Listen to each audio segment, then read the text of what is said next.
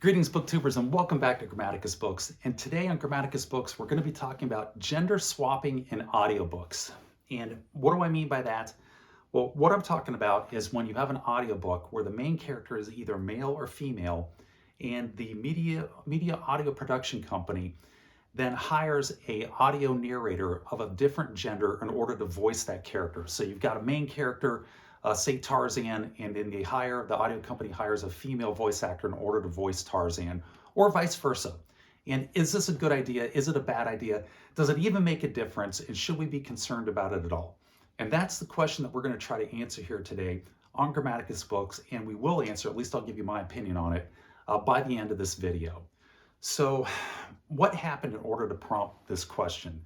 I didn't just pull this out of the air. I had this sort of show up on my doorstep. And what happened is, at any given time, I've got two books going. I've got a physical book going, and I've got an audio book going. And I usually do my audiobooks on my commute in and out of work. I have a 45-minute commute in, 45-minute commute out, and it lets me get an hour and a half of an audiobook in order to augment my reading. And I had been reading the books Tarzan of the Apes in order. I read Tarzan of the Apes. This is my early 1900s copy here. It was a great book. I really loved it. And then I followed that up with The Return of Tarzan, which is the second book. And then I was due for another audiobook, and I thought, well, hey, I can download the third book in the series by Edgar Rice Burroughs, The Beasts of Tarzan, and do it as an audiobook, which I did. And then I got in my car, I fired it up, I'm heading to work, and a female narrator comes on and does the introduction to The Beasts of Tarzan. Very professional, very good female narrator, doing an excellent job. The introduction goes off, the book starts, the main book, chapter 1, and the same female narrator comes on and continues to voice the book for all of the actors and actresses in the book, or the characters, I should say, including Tarzan, the antagonist, Rokoff and Paulvitch, and all of Tarzan's compatriots, and of course Jane Porter. But the main character is now being voiced by a female actress. And I have to admit, it took me back a little bit. I was rather surprised.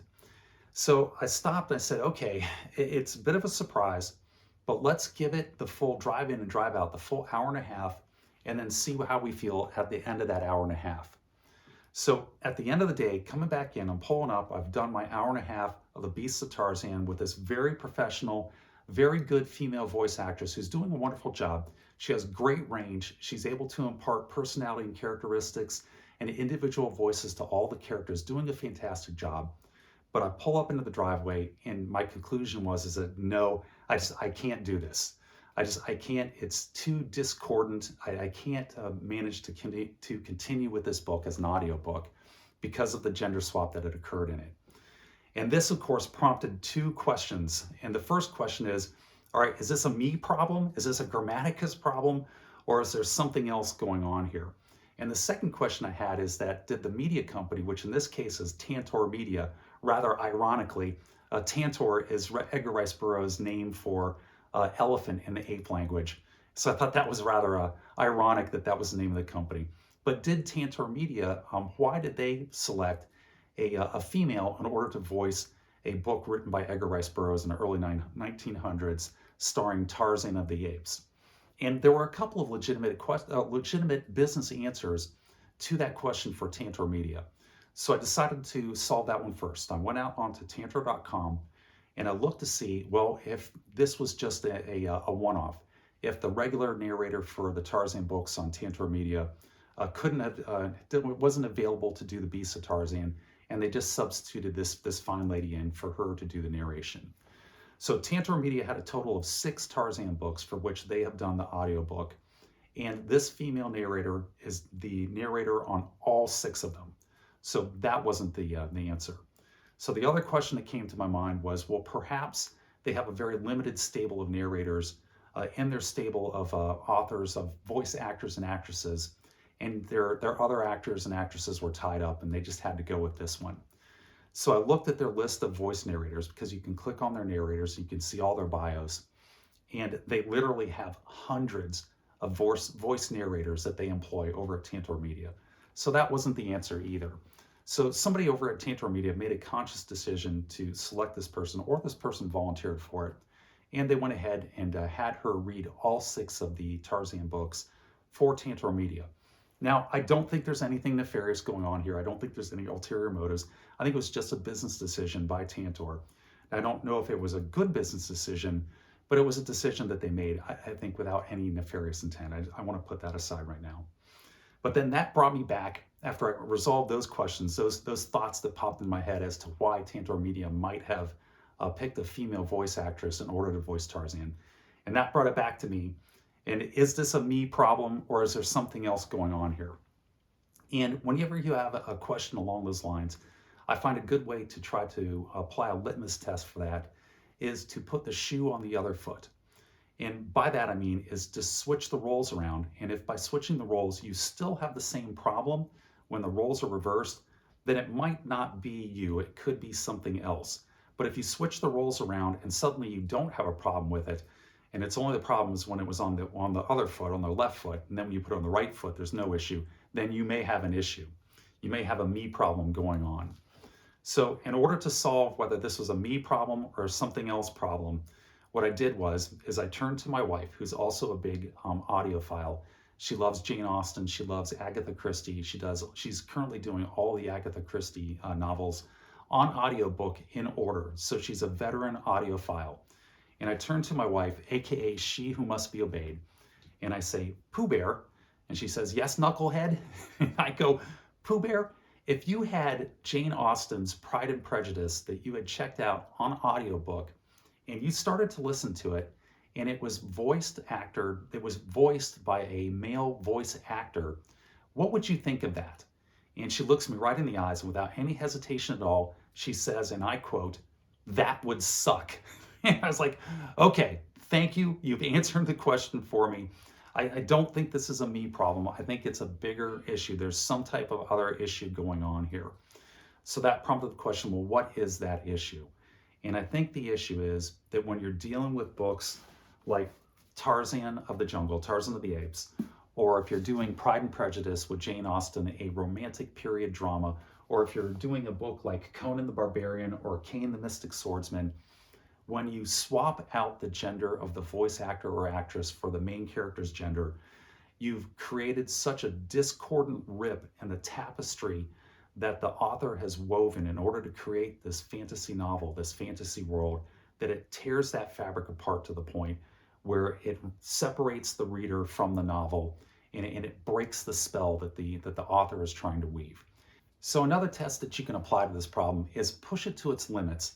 And then when you push it to its limits, see if it's still as discongruous, if it's still a bigger problem, or does it magnify that problem and bring it home, or does that problem start to come apart, come to unravel if you push it to its absolute extremes?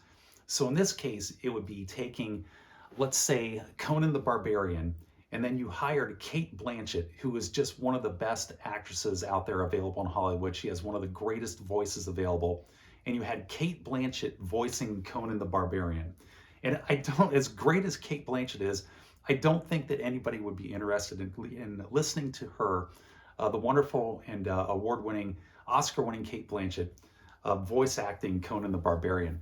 And conversely, if you hired James Earl Jones, who again is just a wonderful voice actor, a terrific actor on the Hollywood scene, who does a lot of voice acting, but I don't think you want to listen to James Earl Jones doing the voice of Elizabeth Bennet in the Pride and Prejudice novel by Jane Austen. Again, I think it just takes it and crashes that like you're driving a car off a cliff. And I don't think that that would be anything that anybody would want to listen to. So you take it to those extremes, and it starts to kind of fall apart, that idea of gender swapping out those characters. But then I think you have to take it a step further and ask yourself the question, what about different genres? If I change the genre, does that change the equation with the gender swapping? So the next thing that you can take and look at is nonfiction. What about a nonfiction novel? Would it make any difference if you swap the gender of the narrator with the gender of the author in a historical nonfiction book? And the answer to that, I think, is no, not one whit, because here you don't have an author who's creating a spell, who's creating an imaginary situation, scene, or story or tale. You have an actual historical relation that is going on, this telling of a historical event And it doesn't matter whether a man tells it or a woman tells it, it's the same historical event. So in those cases with nonfiction, I think it's just fine. I don't think there's going to be any issue at all. But then let's take it a step further past that. Let's take it to another genre. Let's take it to science fiction, because so far we've been talking about period romantic dramas, and we've been talking about epic adventure fantasy. Let's go forward into the future, because those are in the past. So let's move our dial forward in the future and take it to science fiction. So when I got rid of The Beasts of Tarzan, when I turned that one off, I replaced it with Larry Niven's The Ringworld's Children, which is a science fiction novel set in the year 2850, or approximately 2850 AD. And I think that if you had the same voice actress from The Beasts of Tarzan, and she was narrating the main character in that novel, who's Louis Wu, who is a man, as are most of the main characters in that novel. They're male, a lot of them are aliens, but they're still male. I think it would work just fine. I don't think it would be an issue. Oddly enough, the further you go into the future, I think the less the gender swapping becomes an issue. And I think that this same voice actress, who's wonderful, would do a fantastic job reading The Ringworld's Children. And just, I'm going to go off on a slight tangent here with The Ringworld's Children. I started into it, and when I got done with the first hour of it, I had to stop and look to see who the voice actor was. It was a man reading Ringworld's Children, because I was convinced that it wasn't a human being. I thought for sure that it was a chat GPT AI bot that was reading this novel, because the main character, Louis Wu, he sounded, at the end of his sentences, would trail off and sound exactly like Stephen Hawking's voice box. And I'm not being flippant. That was the exact sound and tonal quality that it had when he was reading for Louis Wu. And then you have the character Acolyte, who is an 8-foot tall bipedal tiger Khazinti warrior.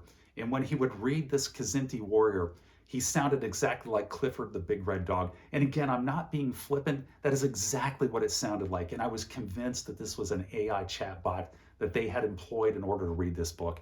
There is a person's name listed to it, a male character voice narrator. And I'm still not convinced that it isn't ChatGPT reading the book. And I think that that could be a problem for a lot of these voice narrators going forward. As AI and ChatGPT gets better and better, I think they could wind up being replaced. So at the end of the day, in conclusion, is this an issue? Is it an issue when you're gender swapping? And the answer to that question is sometimes. It just depends on the genre, depends on the novel, it depends on the character. But I think you just need to use, as a media company, you should use some common sense.